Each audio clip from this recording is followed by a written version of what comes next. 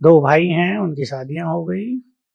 अब एक की पत्नी क्या चाहती है, दूसरे की भी सारी संपत्ति मुझे मिल जाए। वो ऐसी चाल चलवाती है, भाई भाई झगड़ने लगते हैं, दूसरे की संपत्ति पे अधिकार कर लेते हैं, तंत्र मंत्र की शक्ति से दूसरे का सब कुछ नष्ट करना चाहते हैं, कर देते हैं। महापाप। याद रखेंगे, समझदार व्यक्तियों को कभी नहीं भूलना चाहिए, जो कर्म हम दूसरों के लिए कर रहे हैं वही हमारे लिए भी होगा। आपकी नजर दूसरों की संपत्ति पर है, वो आपने छीन ली है, समय आपसे भी वो सब कुछ छीन लेगा।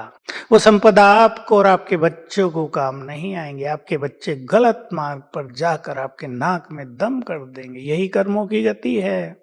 और जो लोग ईमानदार हैं, सभी ऐसे नहीं हैं, आधे लोग ईमानदार हैं। भाई तुम्हारा हिस्सा तुम्हारा, तुम्हारे बच्चे भी सुखी रहे, तुम्हारा परिवार भी सुखी रहे। तो परिवारों में कितना प्यार रहता है। मैं एक कहानी सुनाया करता हूँ, आपको भी सुना देता हूँ। सच्ची इवेंट है ये। महाराष्ट्र की एक माता ने स्वयं आकर मुझे सुनाई। हमारे पति दो भाई, बड़ा भाई मालिक था, तेज भी था थोड़ा। मेरा पति यानी जिसकी ये युगल है, वो थोड़ा भोला भाला। बंटवारा होने लगा। बड़े ने अच्छी दुकान जो शहर के बीच में थी, बहुत चलती थी, वो खुद ली। हमें साधारण दुकान दी किनारे वाली। ज्यादा माल खुद लिया, हमें बहुत कम दिया। हमारे बच्चे बहुत नाराज हुए, बड़े हो गए थे, 15-17 साल के। समय का खेल बदला, उसकी सुंदर दुकान चलनी बंद हुई, इनकी साधारण दुकान तेज चली। वो कर्जदार हो गया, ये धनवान हो गए 3 साल में। 3 साल के बाद वो बड़ा भाई फिर इनके पास आया।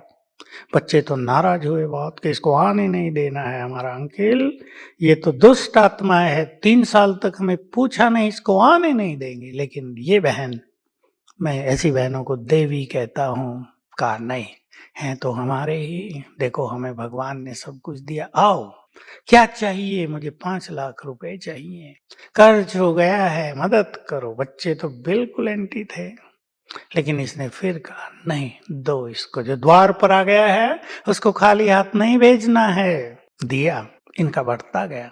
इसने अपने बच्चों को क्या कहा था 3 साल पहले? इसने कहा था, उसने संपत्ति तो ज्यादा ले ली, हमारे हिस्से में तो स्वयं भगवान भाग्य विधाता है। देख लो, जिसके हिस्से में भगवान, उसका भाग्य का सूर्य चमकने लगा।